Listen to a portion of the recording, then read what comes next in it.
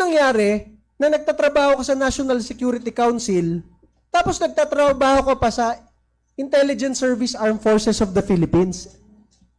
Eh, hindi ka nga parte ng AFP eh. Wala siyang ranggo sa Armed Forces kahit private o corporal. Wala siyang ranggo sa PNP kahit patrolman. Hindi siya parte ng mga tropa ng gobyerno, pero sinasabi niya na nagtatrabaho siya sa Armed Forces of the Philippines at sa NSC. Maliban pa sa napakaraming opisyal galing PMA at PNPA, ikaw na walang ranggo sa AFP at PNP, ikaw ang inutusan for counterintelligence. Putang ina. I was tasked to form the Vice Presidential Security and Protection Group. Walang nga. Sa dami-dami ng general ng Armed Forces at PNP at mga opisyal na nakapaligid sa kanila galing PMA at PNPA, ikaw na walang ranggo? Ikaw ang pinag-form ng Vice Presidential Security Group? Pare, kahit colonel ako, kahit general tong mga katabi ko, hindi kami makakapag-form ng isang unit ng Armed Forces kung hindi kami inutusan ng DND. And that is the truth. Si Secretary Lorenzana noon at si AFP Chief of Staff Centino ang nag-form ng Vice Presidential Security Group para pag alis nila, merong separate unit na magpoprotekta sa Vice President. Hindi ikaw, Mr. Madriaga, ang nag-form ng VP Security Group. Ito po. So, lahat ng claims mo ngayon, alam namin, either inventong-invento mo o pine-pressure ka para i-file mo yan sa ombudsman na final mo nung isang araw, lahat yung kalokohan. Tang-ina mo. Boss, isingit ko lang ha, bago ko makalimutan yung sinasabi kong isang punto ko dun sa ano. Hindi kasi ako makatulog ng 3 araw dito sa Rodel ba? Ramil Madriaga na to eh. Nabibwisit talaga ako. Hindi pa naman ako nakainom ng losartan. Pero partner ha, magsingit ko lang, mabigat ha, dinalaw ni Delima. O, dinalaw pa ni Delima. Oo. Kaya hindi na daw Jonel, Ramil. Ito, banggitin ko lang po ng mabilis sa inyo ha.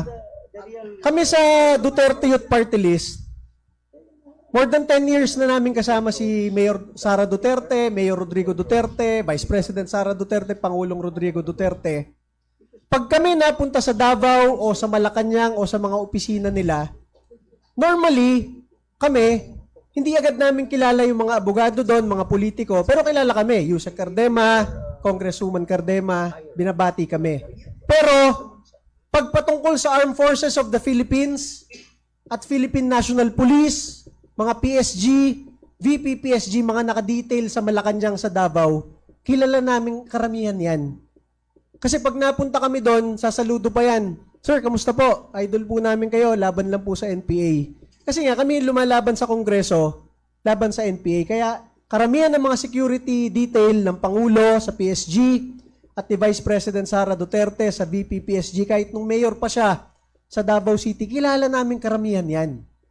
Yung Duterte Youth Party List, yung 3 congressman na dapat nakaupo ngayon, isa nag-aral sa PNPA, isa nag-aral sa PMA, yung isa taga-UP, government troops kami. Hindi namin kilala yung Rodel Madriaga na yan, na bigla na lang, Ramil ba? Ramil Madriaga na yan, na bigla na lang lumabas. Tinawagan agad namin yung mga members ng Duterte family.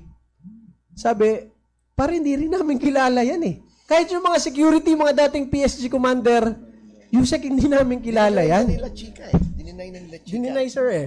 So, pinasa namin yung statement niya, yung affidavit. Diba? I am Ramil Madriaga. I took up the College of Law from 91 to 95 at San Sebastian. Doon pa lang, I took up the College of Law eh. Sabi ko, ano to? I graduated but did not pass the bar. I work in NSC, National Security Council, and ISAF from 2001 to 2015. Doon pa lang ma-realize nyo kung taga-military kayo o familiar kayo sa military at police.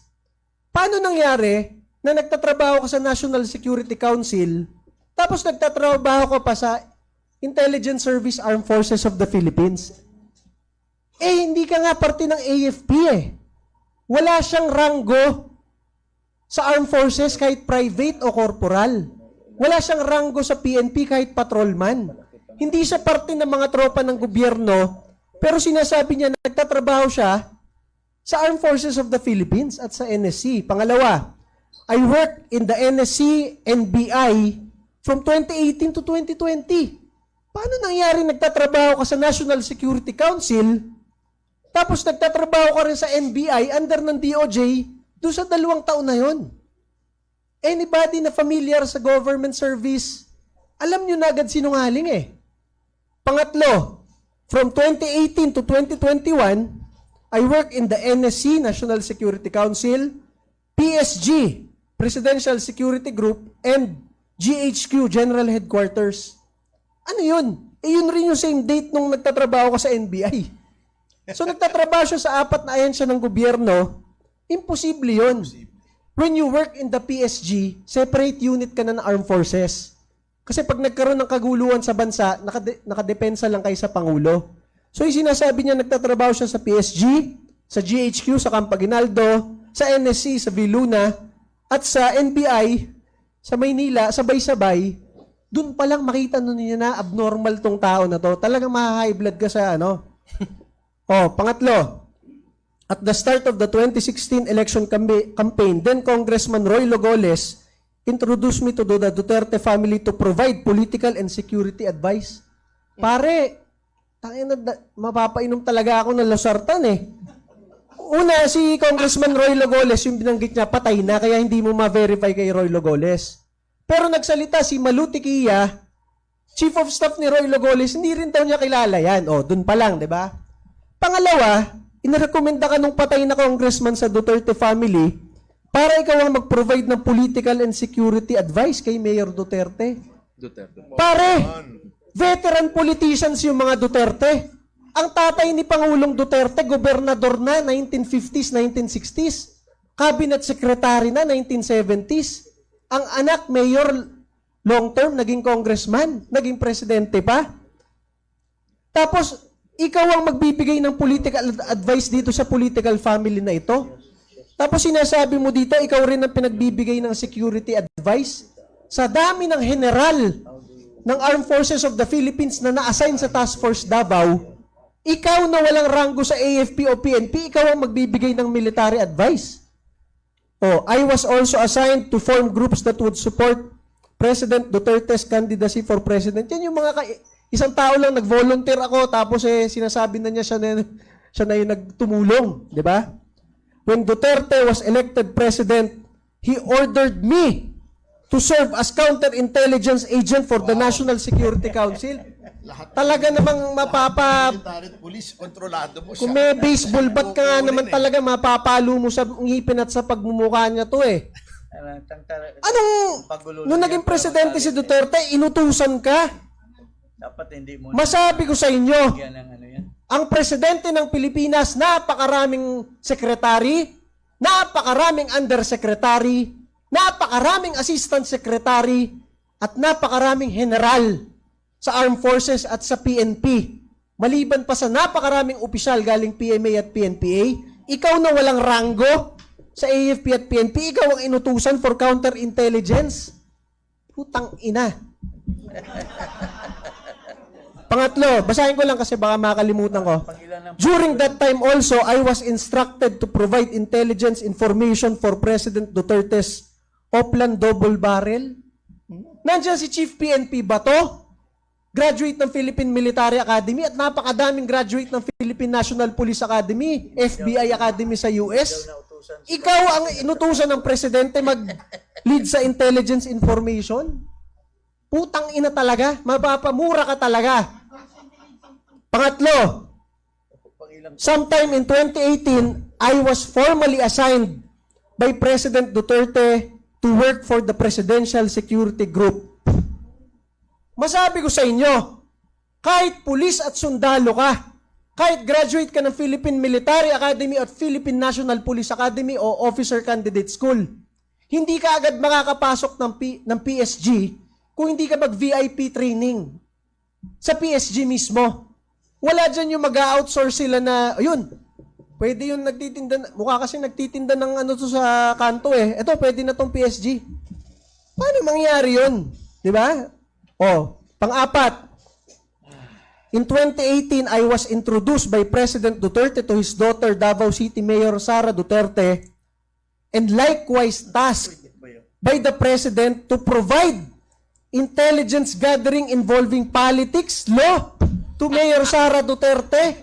Abogado yun. Siya bagsak. Pare, abogado si Rodrigo Duterte, abogado si Sara Duterte. Bagsak sa bar eh. Napakaraming abogadong nakapaligid sa kanila. Yung pang drop Yung out. bagsak sa Ikaw ang inutusan mag-provide ng legal. legal advice kay Sara Duterte. Alam mo talagang sinungaling eh. And also, intelligence regarding politics. Ikaw na hindi pa nananalo kahit barangay chairman, ikaw ang magpo-provide ng political advice sa mga veteran politicians, mga Duterte. O ito, bilisan ko na lang po ha. We were able to register ISIP Pilipinas at the SEC with me as national convener. Madali lang yan. Kahit pumunta kahit sino sa atin sa SEC, mag-register na ako ang head ng walang ISIP Pilipinas. Oh, ayun, ikaw ang chairman nun. Ano yun eh? Non-stock, non-profit. Ito pa, masabi ko sa inyo, talagang mapapadagdag ka ng dosage na losartan. When Mayor Sara Duterte won as Vice President, I was tasked to form the Vice Presidential Security and Protection Group. Walang nga. Sa dami-dami ng general ng Armed Forces at PNP at mga opisyal na nakapaligid sa kanila galing PMA at PNPA, ikaw na walang ranggo, ikaw ang pinag-form ng Vice Presidential Security Group. Pare, kahit colonel ako, kahit general tong mga katabi ko, hindi kami makakapag-form ng isang unit ng Armed Forces kung hindi kami inutusan ng DND. And that is the truth. Si Secretary Lorenzana noon at si AFP Chief of Staff Centino ang nag-form ng Vice Presidential Security Group para pag alis nila, merong separate unit na magpoprotekta sa Vice President. Hindi ikaw, Mr. Madriaga, ang nag-form ng VP Security Group. Ito po, last na. Colonel Nolasco, who was the head of the Presidential Security Group Training School, was my student. Yung head ng PSG school, estudyante mo, saan mo estudyante? Eh, siya na nga ang head ng school. I was introduced, I recommended Colonel Raymond Lachica to head the VP PSG. Kahit nga general ka, magrekomenda ka, hindi ka basta papansinin agad ng PSG eh. Sino ka para mag-recommend? Insane yan. O ito, tapusin ko na dahil ang daming kalokohan dito. O, around December 2022 at around 1:30 p.m., I stayed with Colonel Nolasco and Colonel Lachica when vehicles with 4 duffel bags of money arrived. Alam mo yung oras, 1:30. Pero hindi mo alam yung araw. At around December 2022, 1:30 p.m. Ano yun? Yung buwan alam mo, pero yung araw hindi mo tanda. O, ito po. During my meeting with Attorney Mans Carpio, I was tasked to pick up money and everything. Masabi ko sa inyo, for the longest time since Vice Mayor si Sara Duterte, Mayor at Vice President, hindi nagsasama ng staff member si Attorney Mans Carpio at si VP Sara para walang conflict of interest. Private sector lang si Attorney Mans and si VP Sara kahit Vice Mayor pa lang, iba yung staff niya. Kaya kung sinasabi mo, pinagkakatiwalaan ka ng Pangulong Duterte, tapos staff ka ni Sara Duterte, inuutusan ka ng asawa, definitely alam sa Davao at sa Malacanang na hindi totoo yun. Lastly, ito na lang ang sabihin ko sa inyo, dahil nauuso bigla ngayong panahon na ito yung pagdi-deliver ng 1 billion. Dati wala kang maririnig. Ngayon bigla na lang si Mr. Madriaga nagdeklara, I delivered 1 billion pesos and the delivery was verified through call to me by President Duterte himself. Sa tagal po namin sa Malacanang bilang Undersecretary, Assistant Secretary, pamilya namin naging kongresista, at sa dami ng pagre-report namin sa Davao at sa Malacanang, si Pangulong Duterte po, inuutos lamang niya kina Secretary Bongo at sa PMS. Pag merong tatawagan na cabinet secretary, kongresista at mga opisyal ng armed forces, Bong, patawagan si sabihan ganon. Hindi naghahawak ng cellphone yan dahil matanda na si Pangulong Duterte, nakakatamad mag-type. Inuutos lang yan. Para sabihin mo, nag-deliver ka ng 1 billion, tapos tinawagan ka ni Pangulong Duterte kung okay na yung delivery. Putang ina mo. Oh, lastly, masabi ko sa'yo, Mr. Madriaga, ang dami mong kaso ng kidnapping for ransom, kaya ka nakakulong. Yung dinedeklara mo na San Sebastian Law ka, ano ngayon? Grade 6 lang si Vice President nung nandun ka. 12 years old. So lahat ng claims mo ngayon, alam namin, either inventong-invento mo o pine-pressure ka para i-file mo yan sa ombudsman na final mo nung isang araw, lahat yung kalokohan. Tang ina mo.